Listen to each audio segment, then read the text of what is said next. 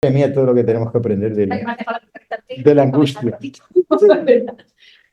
Bueno, entonces, dijimos, voy recordando mientras ella está aquí anotando cosas, que para establecer esta especie de preliminar antes de entrar en la angustia de Lacan, en el que ya he dicho que la semana que viene, a modo de apuntes, diré una serie de cosas por la complejidad de este seminario, pero no por nada, sino porque ya empiezan haciendo muchas referencias al grafo del deseo. Entonces, aquí sí que vamos a tener que ir, no sé cómo me las ingeniaré, pero mientras Silvia viene, que se ha sentado un momentito, ya dije que para esta semana, la semana que viene, vamos a la lección 2 del seminario de la angustia, que es la angustia, signo del deseo. Hoy, desde la etapa más preanalítica, es decir, de lo que diríamos al equivalente, ¿no? Desde el primerísimo Freud, vamos a hablar todo el tema de la angustia, ¿no? Donde ahí Silvia ahora menciona todo un pasaje que clínicamente es fundamental, diferenciar lo que era la primera teoría de la segunda teoría de la angustia, sobre todo clínicamente. ¿Por qué? Por lo que ahora vamos a ver, que lo digo así como muy rápido y demasiado gráfico tal vez, no confundir los efectos por causa ni las causas por los efectos.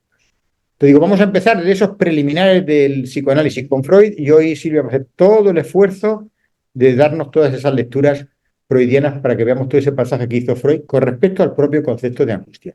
Y me lo prepara de lujo para ya entrar en la calle. Pues cuando tú quieras. Ese es el objetivo. He intentado. Freud habla en varios textos de lo que es la angustia. La trabaja durante toda su obra, pero hay textos como más icónicos, ¿no? Y más representativos de este concepto, ¿no? Entonces, quería empezar diciendo que, como ya sabréis, supongo, pero es necesario que lo diga. La angustia en psicoanálisis es como el síntoma o es como el motivo de consulta. No es lo mismo para lo que nos dice el paciente que lo que nosotros recibimos. Un paciente puede venir diciendo, es que estoy angustiadísimo, pero que eso no será. Entonces, para los analistas es muy importante tener claro qué es el concepto de angustia, como qué es el concepto de síntoma, como otros conceptos que son fundamentales para nuestra intervención, para nuestra clínica. Entonces, hay casos de histeria, de obsesión, o también podríamos hablar de fobia, donde hay una gran cantidad de angustia. O sea, la clínica de la angustia se puede dar en cualquier estructura, o hay, y también hay diferentes patologías clasificadas por la psiquiatría, donde se manifiesta una gran cantidad de angustia, ¿no? Como podría ser el trastorno de pánico, donde hay un desarrollo de la angustia, va a decir Freud, como ahora se explicará en sus textos.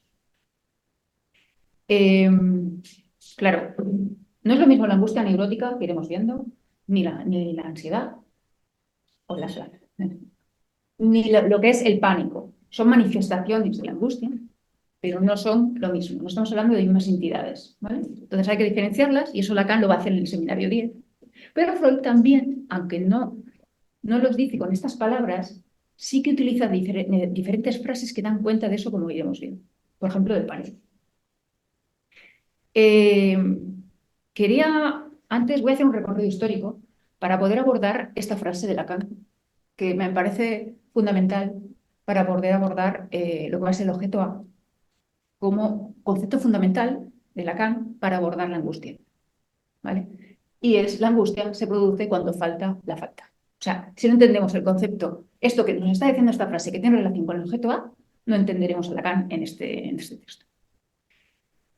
Entonces, conceptos muy importantes que va a trabajar Freud y que van a estar mucho en relación. O sea, Lacan los va a retomar, evidentemente reformulándolos de otra manera, pero ya en Freud está lo que él va a llamar exceso, ¿no? Que luego hablaremos, no quiero ahora anticiparme, pero ya está en Freud, en el último Freud ya hay algo de eso, ¿vale?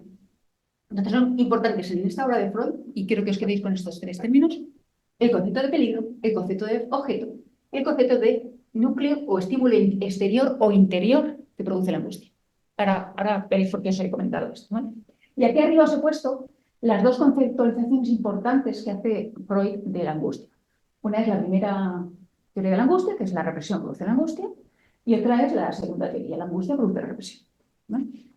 Entonces, Freud va a hacer un largo recorrido. Vamos a trabajar 3 textos, pero voy a empezar por Más allá del principio de placer, porque en este texto, más allá de que es un texto ya bastante avanzado, de 1920, y nosotros vamos a empezar por 1895, o sea, mucho, mucho antes de la interpretación de los sueños, este texto me parece fundamental abordarlo porque va a diferenciar 3 conceptos que tendremos que trabajar y que tienen que ver con esto, ¿vale? Y que son fundamentales para entender todo el desarrollo que hace Freud. Estos 3 conceptos son el miedo, la angustia y el terror. Y en este texto de Más allá del principio del placer, lo que hace es abordarlos, ¿vale? Y nos dice, el miedo se presenta ante un objeto.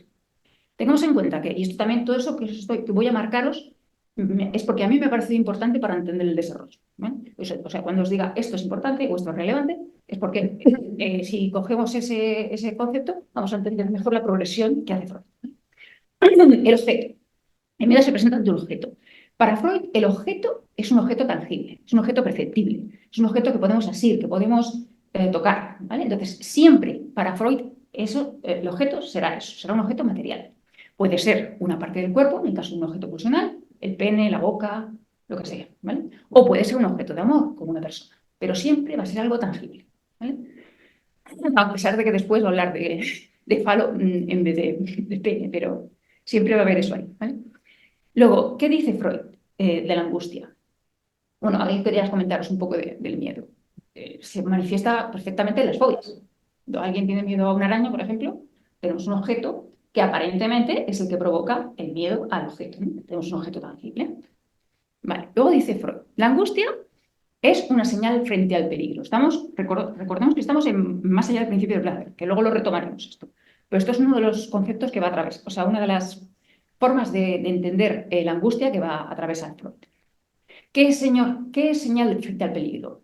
No es una señal frente al objeto, porque nosotros podemos tener, por ejemplo, miedo a las arañas, pero que haya un desplazamiento, como ocurre en la histeria, como ocurre en la obsesión o como ocurre en las fobias. Por ejemplo, Hans, el pequeño Hans, desplazó al padre por el caballo, que luego Lacan lo leyó de otra manera, pero estamos en Freud. Entonces, para Freud, dice la señal frente al peligro va a significar que, de alguna manera, la angustia no es, también hay que atravesar esto, pero quedaros con esto, no es un afecto, es una señal. Es algo que nos avisa, que nos anticipa de que viene un peligro, que nos permite tramitar psíquicamente el peligro. Ahora veremos cómo. Pero no se trata de que nos sintamos angustiados y por eso podamos enfrentarnos al peligro, como puede ocurrir en una fobia. No, porque en la fobia ya se desarrolla todo eso. Ya hay algo de la angustia que ya ha pasado en vez de ser angustia señal a ansiedad o de ser un pánico, ¿no? Entonces, señal frente al peligro es algo que es constitutivo, ocurre en todos los seres humanos y es algo que nos prepara para tramitar psíquicamente aquello a lo que puede representarnos un peligro. ¿Se entiende esto? Vale.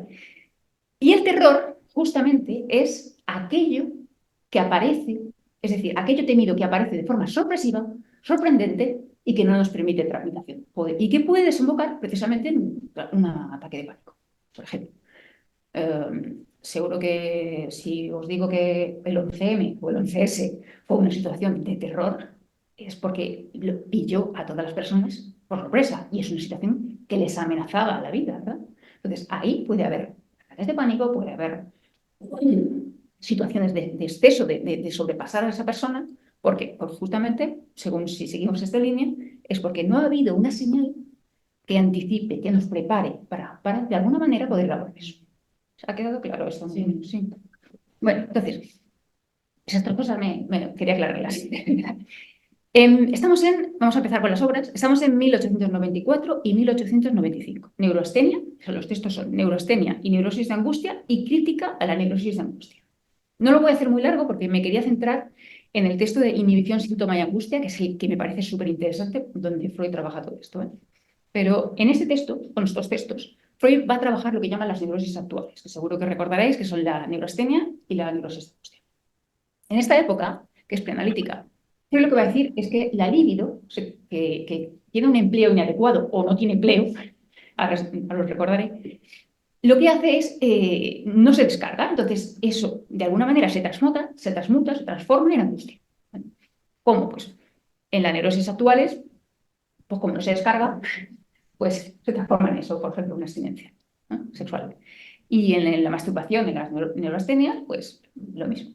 Como hay un empleo inadecuado, no hay una satisfacción adecuada, entonces produce la angustia, ¿vale? Como podéis ver, esto es una de las primeras conceptualizaciones, ¿no? Lo que está diciendo Freud aquí es que la insatisfacción o la inadecuación de la satisfacción pulsional, es decir, de la libido, de la sexualidad, produce una angustia, ¿vale? Se deriva por otra forma. Está hablando en términos económicos, si lo veis, ¿vale? Si no hay algo que no se entienda o que quieras que repite... Y sexuales. Y genitales. Porque tenemos coitus interruptus. Sí. ¿Tienes una jonorita o algo? No, si tengo ahí ya...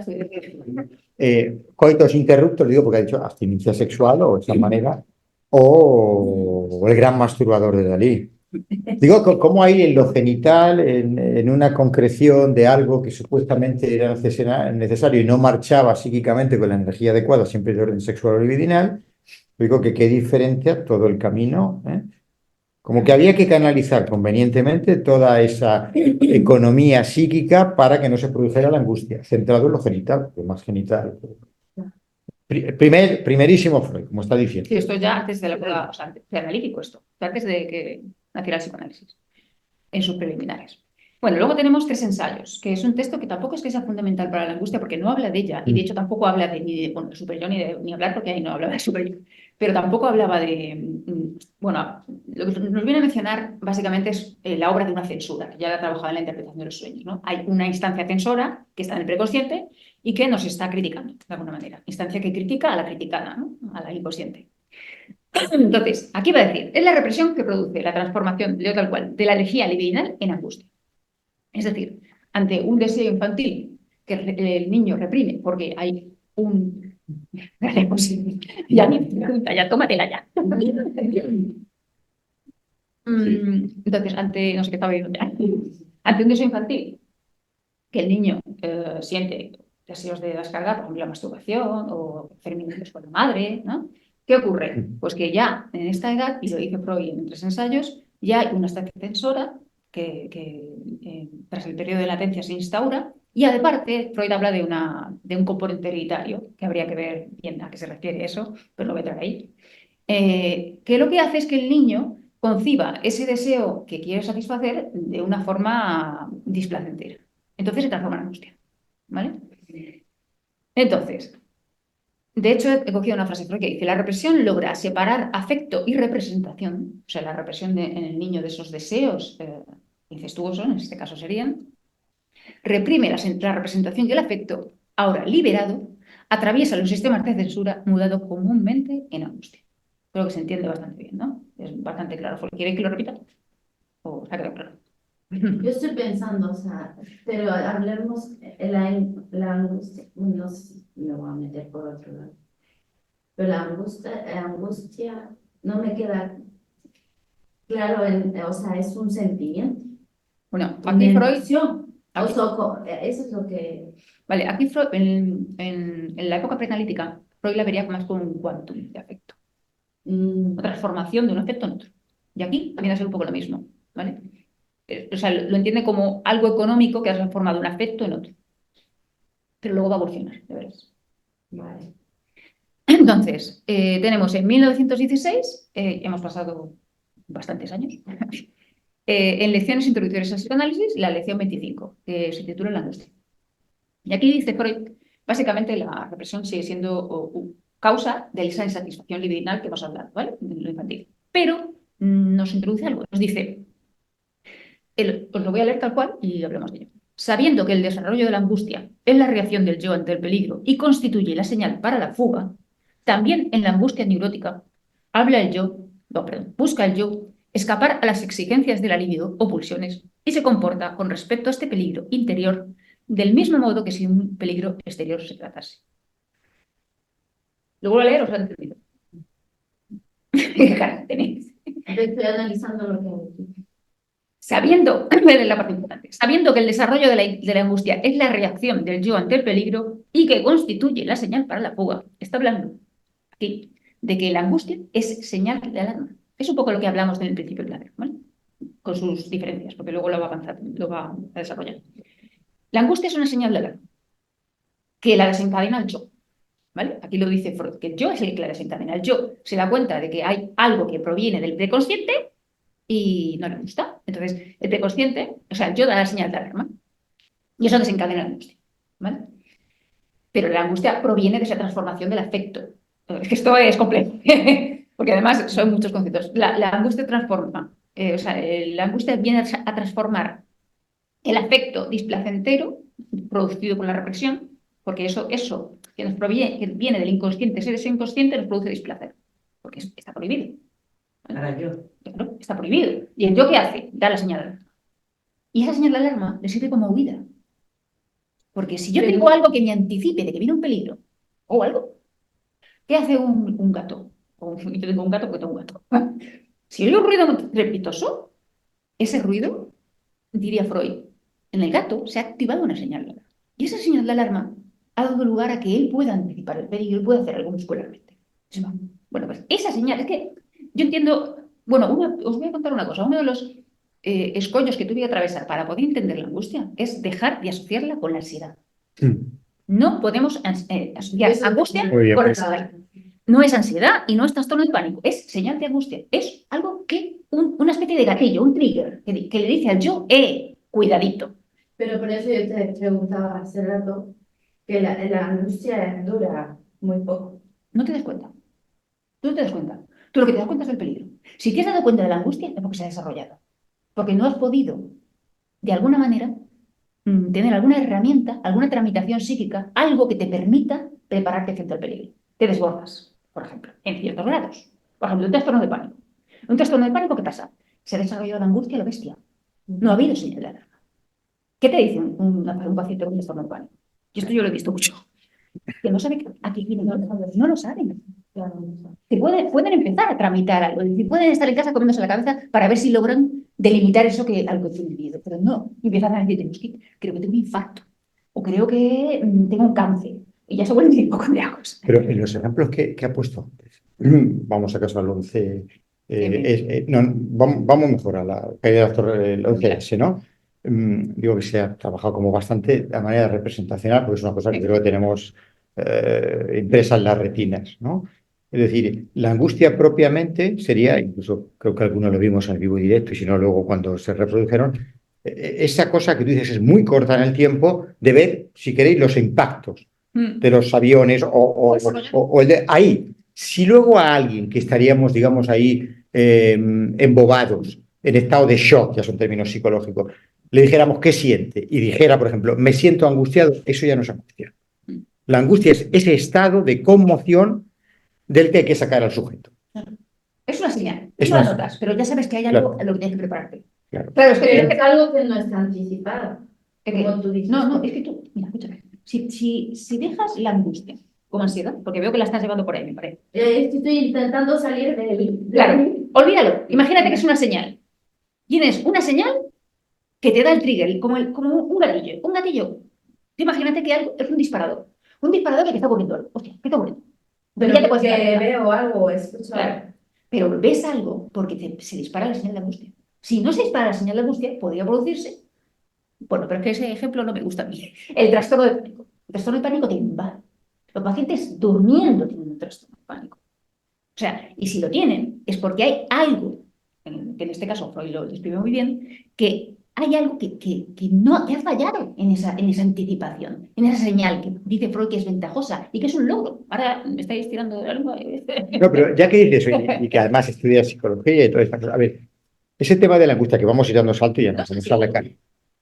Claro, pero hay que decir, ese estado, me acuerdo de cursos que antes se siguen dando en el colegio de psicólogos de intervención en las catástrofes naturales y tal. ¿Por qué? Porque hay que intervenir en ese estado que podemos decir de shock, de angustia.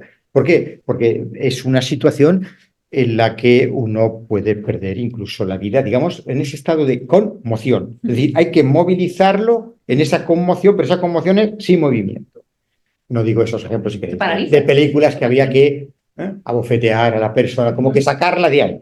Vale. Entonces digo, eso es un estado de angustia. Digo, cualquier palabra, cualquier representación psíquica que luego pongamos, sigue siendo un estado de shock, pero ya no es la angustia como la vamos a conceptualizar luego. Pero es verdad, como está diciendo ella, que vamos a darle un poco de tiempo que hagamos todo el pasaje, porque todavía estamos en Freud y en la primera teoría de la angustia, y luego pasaremos a Lacan. Te digo, como un poco estate atenta a todo esto. Es lo que te está diciendo José. Básicamente es que lo que no ha podido hacer esa persona frente a ese peligro, es decir, frente a la catástrofe, que es anticiparse a ella gracias a la señal de angustia, lo hace el psicólogo.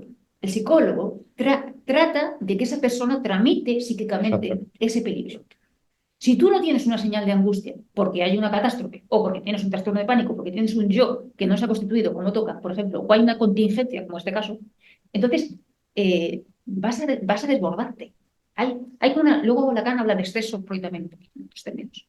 Es un exceso. O sea, la angustia te prepara, tú quédate con eso, es una señal, como si fuera una especie de cartelito que le dice al yo, ¡hey! Pero el yo no es que se entere, no es que se dé cuenta, simplemente que eso se activa y tú directamente empiezas a ver, ¿por dónde me viene? ¿No? Y ahí pues haces algo. Si es, yo qué sé, si es... En el caso de la fobia se entiende muy bien. Tú tienes una araña y vas de excursión, yo qué sé, al Amazonas no creo que vayas, pero imagínate que te vas al campo. Me voy al campo. Sí, A mí que me encanta eso. Pues imagínate que te vas a un bosque y que en el bosque tú no sabes que hay arañas de eso, porque es un bosque de aquí de Europa y no sé, que está parquecito para los niños, y de repente ves un cartel que pone peligro arañas. ¿Qué te va a pasar a ti? Tú sabes cuál es el objeto de tu miedo, has delimitado ese objeto, porque eso es muy interesante también. Si se logra delimitar el objeto de miedo, si se logra representar en algo tangible, tú puedes controlar el miedo. ¿Qué hace Hans con los caballos? Claro, Delimitar el miedo. claro. Eso es una tramitación psíquica de la señal de la angustia, de alguna manera. Sí, de hecho, Claro, te puedes alejar, claro, pero además, fíjate, claro. en ese axioma lacaniano, se angustia Hans para no angustiarse, que es la fobia. Digo, Para que no se ahí se puede ver desarrolle en el señalamiento de ello. Me la angustio angustia para no angustiar. panicosa, la angustia ansiosa, pero no la señal de angustia, no la angustia neurótica, que es distinto. La angustia Pues- neurótica estamos hablando de señal de peligros. La señal, acuérdate de eso, no es lo que nosotros entendemos en el nivel médico o en el nivel psicológico como ansiedad o... Entonces, a ver, vamos a entrar ahora en... Bueno, en este punto, aquí lo que dice Freud es que es esa cuestión pulsional, el objeto de peligro es lo pulsional, ¿vale? El deseo prohibido que pugna por satisfacerse y ahí el yo manda la señal de peligro, se produce la angustia, y entonces la angustia como señal, ¿eh? Y entonces ahí se prepara psíquicamente, ¿vale? No la angustia, estoy hablando de pánicosa o la angustia ansiosa. Vale, entonces, vamos adelante y vamos a entrar en inhibición, síntoma de angustia. Y aquí sí os he traído varios, para poder progresar, varias citas de Freud que me parecen súper interesantes. Dirá, capítulo 2 de inhibición, síntoma de angustia. Dice, gustamos de representarnos al yo como impotente frente al ello. Pero es cierto que cuando pugna contra un proceso instintivo desarrollado en el ello, no necesita sino dar una señal de displacer para alcanzar su propósito con la ayuda del principio del placer. Instancia casi omnipotente. Creo que se entiende, ¿no? ¿Qué hace el yo?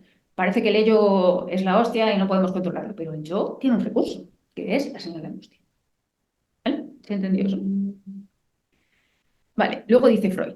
A esta cuestión vienen a enlazarse otras interrogaciones, entre ellas, ¿dónde procede la energía empleada para generar la señal de displacer? Freud todo el tiempo en este texto se está preguntando de dónde viene la angustia, si de dentro o de fuera, cuál es el objeto, todo el tiempo, y va desarrollando, cuestionándose cómo hacerlo. Vuelvo a empezar. A esta cuestión vienen a enlazarse otras interrogaciones, porque siempre está interrogándose. Entre ellas, ¿de dónde procede la energía empleada para generar la señal de displacer? Es decir, ¿de dónde proviene la señal de angustia? ¿Vale? Aquí nos orienta la idea de que la defensa frente a un proceso interno, un estímulo interno, no deseado, puede desarrollarse análogamente a la defensa contra un estímulo interno. Algo interno, o sea, nuestra defensa ante un estímulo interno, las pulsiones, puede desarrollarse igual, podemos huir igual que desde, por ejemplo, desde un león, ¿no? De algo externo. Esto es la idea de que el yo sigue en su defensa un mismo camino, tanto contra los peligros exteriores como interiores. Lo que está diciendo Freud es que el mecanismo es el mismo. Bueno, y sigue en la misma cita a continuación. Ante un peligro exterior puede emprender el ser orgánico un intento de fuga, comenzando por retirar la carga de percepción de lo peligroso. Atención a esto. Pero después reconoce que el medio más eficaz es la ejecución de actos musculares. Primero niega, después se va. Lo que estoy viendo no es lo que estoy viendo. Estoy en shock. Hostia, me voy. Esto es lo que hacemos cuando vemos un león, ¿no? Hostia, un león. Me voy. No sé qué No nos quedamos ahí. pensar de, no, pero creo que no conviene correr. También. Diré que tengo que hacer todo. Si puedes pensar Pero bueno, en ese por aquí, momento de- o lo que sea, si no son estos. Pero la cuestión está en que uno lo que hace es eso. Primero se queda en shock. Uy, no, no es posible lo que estoy viendo. No, no, estoy viendo un león. ¡Hostia! ¿Y luego qué hace? Se pone en marcha. Pues lo que dice Freud. Dice, sí. Oye, esto no sirve, esto de quedarse quieto no. Pues en este caso sería que sí, pero bueno. No lo sé. Sí, lo he visto, que se ponen, hay unas tribus que se ponen ahí todo machotes ahí. Creo que esta es una muerte anunciada, si nos vemos ahí en No, la yo he visto sabana. que le quitan presas a los leones, ¿eh? Se las quitan, esa es la hostia. Pero tienes que ir súper rápido y con esa actitud. O sea que ya lo sepamos. Como aprendido, ¿no? Yo he visto espantar a un oso. ¿Ah, sí? Va a atacar. Sí, pero en grupo y todos. Ay, Joder, Es lo que lleva bandera. no sé si lo haría yo tampoco eso. Además, impresiona. Son bichos enormes. Es... Menos mal era un grupo, porque si era uno. No quedarte paralizado ahí. O sea, Solo- Sí, porque porque lo de correr lo da por hecho, ¿sabes? es que aún así te pillan. Estos bichos que te pillan. Las gallinas también, hay gente que tiene. Pues a las gallinas y a las palomas también. Las palomas. Lo había escuchado. Yo el otro día me lo dijeron, digo, una paloma. Eso está plagado de palomas. ¿Sí? Bueno, aquí también ya. Bueno, a ver, que ya me he perdido de la... Bueno, estamos diciendo que frente a un peligro serio hace esto, primero niega, ¿vale? Lo que hace es retirar la carga de percepción, quedaos con esta frase, retirar la carga de percepción, y luego se da cuenta al ser humano, pues que hay que hacer algo ya. Ya sea hablar, ya sea moverse, pero hay que hacer algo ya. Y dice, a ver, pero después reconoce que el medio más eficaz es la ejecución de actos musculares, tales que la percepción del peligro ya no es negada, lo que decíamos, pero queda hecha imposible, sustrayéndose así de la percepción de peligro. Claro, si se mueve, eso pues desaparece. O si le dice vete a la mierda, porque no me gusta cómo me estás hablando, pues también probablemente el tío se vaya por la mierda. Bueno, entonces, la represión equivale a un tal intento de huida. Fijaos, la represión equivale a un tal intento de huida. Retirar la carga de percepción de lo peligroso. La represión equivale a un tal intento de huida. Cuando dice Freud, retirar la carga de la percepción de lo peligroso, está hablando de la represión. ¿Vale?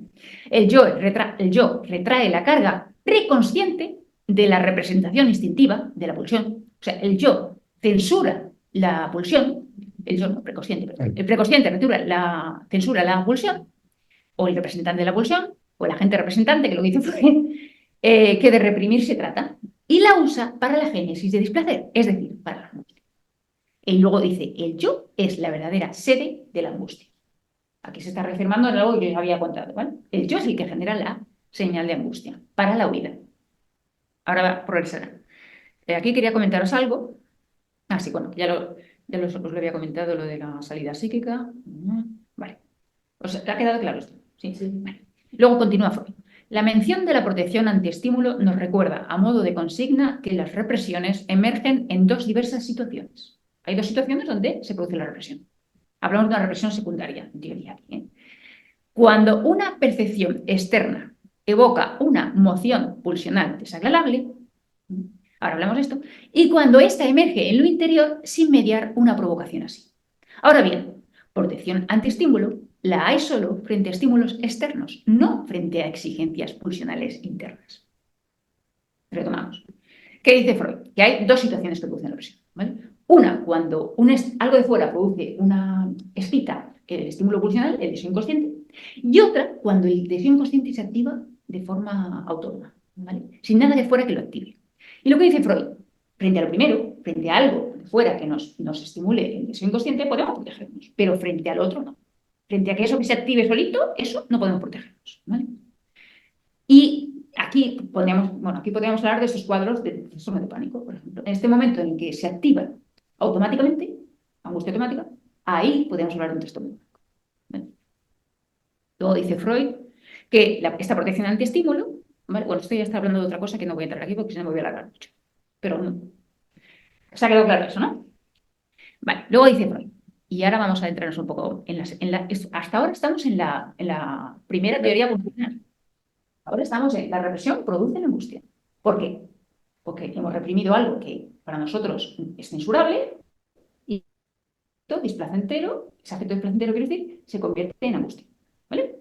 Ahora vamos a entrar, Freud entra más adelante en el capítulo 2 de Iniciación Sitio de Angustia, con lo que os voy a contar, entra en la segunda teoría pulsional, que es la angustia produce la represión, ¿vale?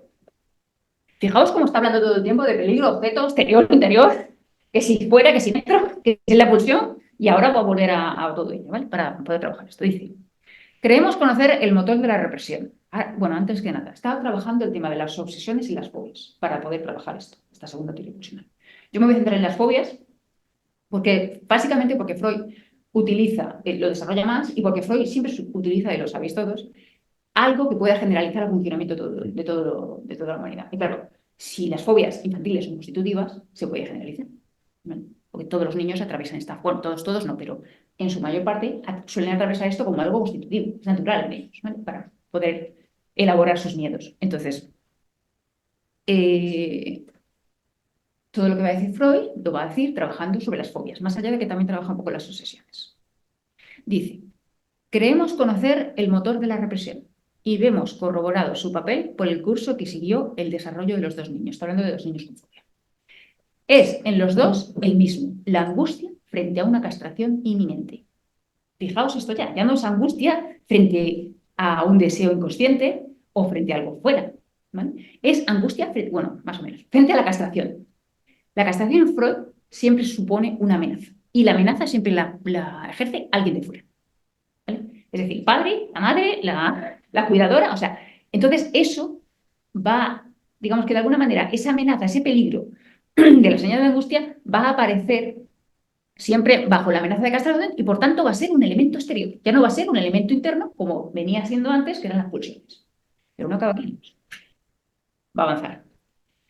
Y va a decir, luego, la exigencia pulsional, lo que decía, vuelve a girarlo. ¿Se ha entendido? ¿O vuelvo a repetirlo? ¿Sí? Vale. La exigencia pulsional no es un peligro en sí. Estamos hablando de lo mismo. No es el deseo inconsciente, sino que es la amenaza de castración. Lo es solo porque conlleva un auténtico peligro exterior, lo que os comentaba, que es el peligro de castración. Por tanto, la fobia, en el fondo, solo se ha constituido bajo un peligro exterior, perdón, solo ha sustituido un peligro exterior por otro, el caballo por el padre, ¿no? La angustia de zoofobias es entonces una reacción frente al peligro y el peligro frente al cual se emite la señal es el peligro de castración, que por ahora, para Freud, como hemos dicho, es exterior, ¿vale? O sea que la fobia viene de la castración. Más que venga de la castración, es un producto, un desplazamiento de la amenaza de castración. Ahora entraremos en eso. Pero tú imagínate, la amenaza de castración, ¿qué implica? 2 cosas. Para un niño, implica la pérdida de 2 objetos. Su pene, su boca, el pecho materno, las heces, es algo de su cuerpo. Está perdiendo algo ahí. Y el objeto de amor, que es la madre, o el padre, porque también Freud no habla aquí, pero está perdiendo. Eso es amenaza de castración para él, ¿vale? Pero lo ejerce alguien de fuera. Dice Freud, en este texto, volvemos a decir, porque están las mismas, que la angustia es la angustia señal, ¿vale? Y es lo que nos permite registrar ese peligro, ¿vale? Eso lo vuelvo a repetir para que se quede que estamos ahí igual, ¿vale? Lo que pasa es que está girando, está virando en su teoría de la angustia y en lo que produce la angustia, en el núcleo, que si antes era interior, ahora es exterior. Luego dirá Freud que puede haber faltas de objeto, es decir, tú puedes perder el pene, sí, lo pierdes, pero bueno, puedes perder la sexo, vamos más fácil, o puedes perder el pecho materno, o puedes perder el amor de tu madre. Pero eso realmente no es lo que produce, digamos, la angustia, ¿vale? No es el peligro. ¿El peligro cuál es? Dice Freud que el peligro es una perturbación económica. Y ahí se pone un poco biologicista. Y va a decir que el ser humano es inmaduro. Necesita que le satisfagan las necesidades afectivas y las necesidades básicas de protección, de alimento. Entonces, cuando el objeto se va, cuando la mamá se va, cuando el pecho materno se va, él dispara la señal de angustia como un logro para anticipar esa pérdida. ¿Por qué? Porque si no, se produciría una perturbación económica. Entonces, lo que dispara la señal de angustia es la perturbación económica que el niño teme. Como perturbación, no entiendo. Claro, la perturbación económica, lo que dice Freud es que el niño, si no fuera alimentado, podría morir. La madre, si no aparece, podría morir. Entonces, eso al niño le produce económicamente una, digamos, un peligro, una percepción de peligro bestial, que a él le genera mucha angustia. Entonces, la señal de angustia se produce frente a ese peligro de perturbación económica, pero no es la falta de objeto, no es que la madre produzca la angustia, es la perturbación económica consecuente de la falta de objeto, de que la madre se vaya, lo que produce la señal. Entonces volvemos otra vez, es un peligro y Ahí, a lo mejor por economía, ya que como ya he marcado, esta por economía más biologicista, homeostasis psíquica. sí. Es decir, se rompe el equilibrio, Podríamos hablar del se principio rompe el del placer. equilibrio psicoemocional. Ese es el aspecto económico freudiano, la energía Sí, psíquica. el principio del placer y el principio del displacer. Ten en cuenta que el principio del placer siempre tiende a la... Es que aquí también podríamos hablar de sexo. El principio del placer tiende a que haya menos tensión posible, ¿vale? Y si hay demasiada tensión, eso produce mucho displacer y malestar en general, se vive mal, ¿no? Por decirlo de alguna manera. Produce una perturbación en general. Digamos que el sistema funciona peor, ¿no? O sea, Entonces, que en este caso tiene que angustiarse para que no no, lo que... haya... A ver, ¿sí? tiene que angustiarse para que no haya La ruptura del equilibrio psíquico. Exacto. La homeostasis, el equilibrio. Para que no pete. Exactamente. Pero Para que eso, no colapse, ¿no? pero eso no es angustia. Vale. La angustia de ansiedad es señal de angustia. Lo que hablábamos antes es el trigger. Y eso es un logro, porque si el niño logra sentir eso, puede gritar. Y si grita, la mamá llora. Tú imagínate un niño que nace y no abre boca, que duerme y no pide nada. Si ya se va a morir. ¿Qué hace? Pues empieza a sentir que la madre no viene, empieza a ver que el pecho no viene. ¿Me explico? Aparte de que sentirá cosas también, ¿eh? Entonces, cuando pasa eso, la señal de angustia se produce. Señal, o vuelvas a hablar, no es angustia, perfecto. Y entonces, eso le permite al niño llorar, moverse, ¿vale? De alguna manera, hacer algo para que la mami venga, o el papi, o lo que sea. Sobrevivir. Pero yo habría que mantener esta dialéctica, Sí. casi diría paradojal, de que a veces uno se angustia para no angustiarse, o a veces no habría que angustiarse frente a la angustia. Entonces digo, porque estamos tratando de conceptualizar luego lo que entiendo y angustia como señal, ¿no? Poner donde antes era el efecto, ahora la causa. Estamos un poco tramitando eso, ¿no? Voy a hacer un resumen de este tema. Sí, haz un... De las porque a veces se produce la señal de... ¿El qué? Perdón. Las heces. Ah, porque las heces es una parte de su cuerpo. Y como que Entonces, también produce esta señal de angustia. no es que produzca la señal de angustia, es que como hay una pérdida de objeto que el niño podía interpretar. Tú ten en cuenta que las heces para él son suyas. El niño no ve las heces como nosotros. Una parte del cuerpo, se Claro, desprende. es suyo eso, es como la manito. Entonces, ve que se cae eso ahí y dice, "Ostras, me estoy perdiendo algo por ahí". Pero también ¿Sabe? pero por la misma regla de también puede ser un regalo, Claro. un regalito. Hay que ver cómo lo vive. Pero eso produce una perturbación. El niño, de hecho, puede producir un incremento de tensión. A los niños, y a algunos que no son niños también, les gusta, les produce placer defecar. O sea, en el niño hay que ver cómo vive eso, ¿no? Ese exceso. Que siempre es un exceso, que si se marca la señal, pues le puede decir a la mamá, mamá, acompáñame al baño. Ya está, se le ha pasado el baño. Por ponerte de ejemplo, ¿no? La madre, el objeto siempre está ahí, el objeto madre. Pero no solo como un tema afectuoso, sino porque provee, ¿no? Para tramitar. Sí, discúlpame, por el Pues tiempo y ya, porque veo que los compañeros, sobre todo, no, ya voy a terminar. no, si pudieras diferenciarnos entre la primera y la teoría subida de la angustia. Sí, pero bueno, lo voy a hacer ahora. Vale. Bueno, No, es que quedan iba a 15 hacer, minutitos, no, pero me como- saltaré cosas, pero iba a hacer el último Si texto. quedan muchas cosas, seguimos la clase que viene, pero si puedes resumirlo, porque veo que ahí está ahí. Ese pasaje es de la primera a la segunda teoría de la angustia, sobre todo. Creo que tenía por aquí un resumen, por si acaso tenía que correr. Y bueno, aquí básicamente hemos pasado de, la represión produce la angustia, ¿vale? Hay algo pulsional que por el hecho de ser reprimido vuelve y retorna y se produce, el displacer se transforma o el efecto se transforma en angustia, y aquí no. Aquí tenemos una amenaza de castración, ¿vale? Que en Freud ya sabemos que proviene de fuera, que por la posibilidad de producir una perturbación económica en el niño, lo que va a producir es la represión. ¿Vale? O sea, básicamente es esto. Añadido a esto, os quería comentar, que en el último texto de Freud, que no voy a entrar mucho por aquí porque aquí sí que nos podemos alargar muchísimo, pero Freud introduce el factor traumático en la angustia. En la conferencia Angustia y Vida Pulsional, conferencia de introducción al psicoanálisis de 1982. Es muy tardío este texto. Y aquí nos dice Freud: lo temido, el objeto de la angustia, es cada vez la aparición de un instante traumático que no puede ser tratado según las normas del principio del placer. Justamente un poco lo que estamos hablando con las neurosis de guerra, con las catástrofes, etc. ¿Vale? Entonces, el objeto de la angustia aquí es la aparición de ese instante traumático, y Freud, que no se puede tramitar, Freud lo va a relacionar con la pulsión empática. Que ese es el genuino núcleo, digamos, del peligro. ¿Vale? Pero bueno, y yo quería terminar con esto. Para entender, o al menos eso ya termino, José. No, si no, muy bien, de verdad. Vale. Y si no, seguimos la semana que viene, sí. No, sí, más o menos, como me has hecho correr un poco ya. Lo que hay que preguntarse aquí es: ¿cuál es el genuino objeto de la angustia? Porque eso es lo que va a ser interesante en Lacan para entender esto. ¿Es un objeto interno? ¿Es un objeto externo? ¿Es un objeto tangible? ¿Es un objeto que está en falta y podemos suplirlo porque le falta a la persona?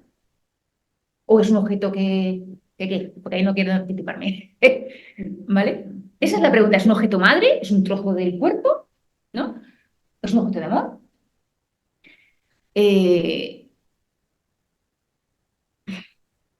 Lo que ese básicamente Es un, hay un, a ver, Es un afecto. afecto. Oh. O sea, de señal, conmoción y afecto, sentimiento, afecto. Desde la cara. Claro, pero si ahora alguien preguntar, ¿qué diferencia entre un sentimiento, un afecto, una conmoción, una emoción? sí, tienes cada uno sus Por eso, particularidades. pero es un afecto. El que no engaña. No, bueno, estamos ya dando un tráiler para acá. Yo lo llevaría más por el tema de la señal. De la señal. Sí, mucho más. Dice, de hecho, Freud dice, cuando dice esto, está muy, muy estrecha relación a su concepto, al concepto de objeto A. Porque el objeto A, en lo real, es la falta, ¿no? Es el agujero de lo simbólico, básicamente. Entonces, para entender esto que hemos recorrido, parecerá que no, pero cuando empecemos a ver a Lacan se va a entender. Porque fijaos que hay un exceso. Cuando Freud habla de perturbación económica, hay un exceso. Y eso es lo que vive ya lo veremos, es un exceso pulsional, pero es lo que vive, y lo vive en el cuerpo neurótico. Es lo que vive el neurótico como, digamos, como angustiante, de alguna manera, ¿no? Se puede decir mucho aquí, pero voy a acabar porque ya voy a entrar. No, pero Cuando hablas de la falta Es que la falta, para Lacan, cuando habla Lacan de imaginario simbólico real, todos los campos de Lacan están agujereados, todos, ¿vale? Pero cuando habla particularmente del objeto A, es un objeto real. Es un agujero, en este momento, es un agujero en lo simbólico. Es algo que no se puede, como es real, es algo que no se puede simbolizar. Y eso va a tener que ver con esa capacidad, vamos a llevarlo por ahí, con esa capacidad de tramitación del neurótico, ¿vale? Porque el neurótico necesita un borde en ese agujero. Necesita poder tramitar qué es eso de alguna manera. Y eso lo consigue, por ejemplo, gracias al fantasma, gracias al yo. Por ejemplo, si no hay un yo construido, no puede haber un borde. Necesita montar una versión de qué es ese borde. Y ese borde viene a representar básicamente, por ejemplo, la falta en el otro. Yo no estoy hablando de la madre, estoy hablando del otro como simbólico. Porque el neurótico no se lleva bien con la incertidumbre. No se lleva bien con no tenerlo todo atado. Necesita todo consistente. Entonces necesita controlarla. Pero también es verdad que necesitamos un poco de consistencia. Pues si no, podríamos acabar todos con esto de pánico, con toda una angustia, con fóbicos perdidos. Claro. Explico. O sea, necesitamos. Y todo eso va por ahí. El exceso tiene que ver con esa poca, o sea, esa falta de tramitación. Claro. O con respecto a las referencias que ha hecho dentro de la metapsicología freudiana, de la cuestión de la economía que preguntaba, es decir, de la circulación de la energía psíquica, podemos entender que la angustia va a tener que ver, estaba pensando en la diferencia entre lo que son los trastornos psicosomáticos propiamente dicho y los trastornos funcionales propios de la histeria, que aunque se hable de somatizaciones son distintos. Pero bueno, para hacerlo quizá más gráfico, en la clínica vamos a tener que ver cómo se elaboran o no los grados de angustia, en el sentido de que si hay poca, muy poca o apenas proceso de simbolización. Pero decimos que una persona que padece, clínicamente bien diagnosticado de trastornos psicosomáticos, disfunción apéptica, ¿no? Psicosomático, no trastornos histéricos funcionales. Tiene poca capacidad, iba a decir, mucha ausencia de capacidad para elaborar la angustia. A diferencia, por ejemplo, de la histeria o de los trastornos. Entonces digo, la angustia, ahí puede haber. claro, Si a un posesivo le quitas un ritual posesivo, pues todo jodido, vaya si va a entrar en claro. ¿eh? Uy, vamos que se va a entrar. Claro, pero ahí donde veremos en Lacan, esto es, digamos, cosecha lacaniana, donde él va a diferenciar, alguna vez lo habéis oído, esto es, ya lo iremos viendo ahí, que Lacan ya no plantea una primera o segunda teoría de la angustia, o que si esto, que si lo otro, ¿no? Que si falta, lo que hace falta, que falte la falta, sino que va a plantear dos clínicas. Esto es patente lacaniana. Es decir, una clínica, que podríamos decir, de los trastornos psicopatológicos, todos, no solo psiconeuróticos, y una clínica de la angustia. Digo, una clínica, es decir, una manera de proceder diferente si tenemos un sujeto clínicamente angustiado, no que diga que estoy angustiado, que normalmente tú has hecho intervenciones recurrentes, se suele hacer sinónimo, de hecho en psicología se suele hacer la ansiedad de la angustia. Y ya lo marca muy bien. Sí, la ansiedad es una cantidad, vamos, de energía psíquica, digamos, no bien elaborada, pero es que la angustia tiene su sello particular, que es lo que, de hecho, es el seminario que vamos a ver ya en Lacan. O sea, no son sinónimos, Pero sí, pero se produce a raíz de la represión. la ansiedad es un síntoma psicopatológico, bien diagnosticada. La ansiedad es un afecto, como está marca. Y entonces digo, según ese poquísimo grado de elaboración de la angustia, necesitamos un abordaje, un tratamiento psicoanalítico distinto. Pero claro, estamos por ver, y ya viste ahí Freud cómo empieza, qué es la angustia, la evolución de la angustia, desde el primer hasta el último Freud, y ahora, como siempre, Lacan está hablando ya de objeto A, ¿no? De que lo importante, fijaos este juego de palabras, de que falte la falta, ¿no? De que tenemos esa paradoja, digamos, para hacerlo así más sencillo, que lo pulsional edípico angustia al sujeto por la represión de lo prohibitivo, de lo incestuoso. Pero es que a la vez lo que es necesario es que algo nos angustie para tratar de evitar esa intención, digamos, edípica. Entonces digo, si falta la angustia, entramos en un escenario donde el equilibrio psíquico, por ejemplo, el sueño de Freud que veremos de los picos de pájaro. Como ahí tiene que haber toda una representación angustiante porque ya se estaba acercando edípicamente a algo, pulsionalmente a algo que su aparato psíquico no podría ni elaborar. Yo digo que tenemos que puntualizar todas estas cosas dentro de la complejidad. Y fijaos aquí, falte la falta. Claro.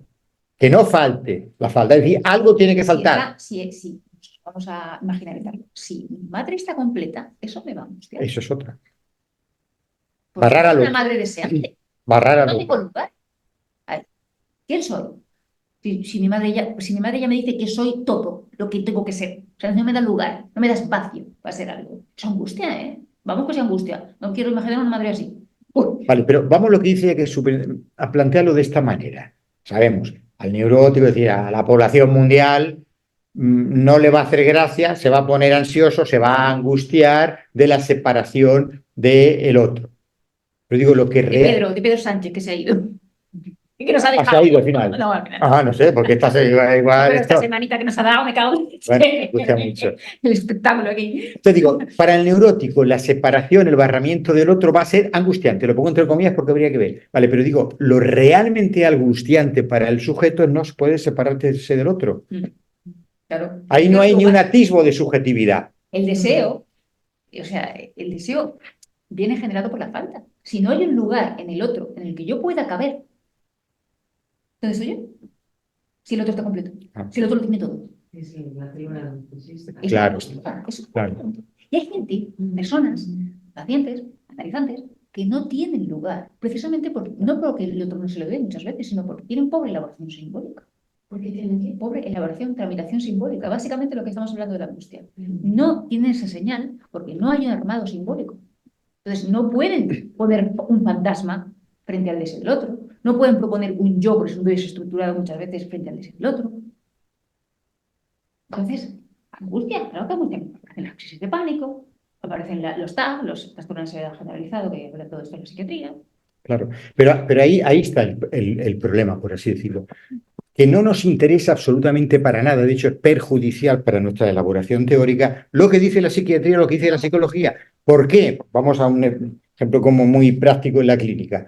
El paciente va a sentirse muy ansioso, son términos no precisos teóricamente, al menos en otro, muy ansioso, a veces en pánico, o muy angustiado, en lo que va a ser un pasaje de barramiento del otro.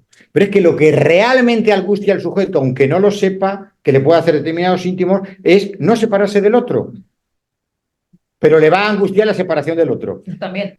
Pero esa angustia... Pero eso es señal de angustia, justamente. Pero digo, entonces Eso todo ya es eso, angustia entonces, patológica. el que el paciente diga estoy angustiado, estoy ansioso, bueno, según cómo, lo voy a hacer así, igual es hasta positivo. Sí, bueno, lo que pasa es que pero eso No le va a hacer gracia, como está apuntando Marta, al sujeto que en ese huevo que es la célula narcisista se empiece a producir algo que lo quiebra para que salga el pollito, el animalito. Eso lo va a angustiar. Ese es nuestro trabajo como psicoanalista. Esa es la función padre de la que estábamos hablando. la psicosis no hay, no hay una diferencia.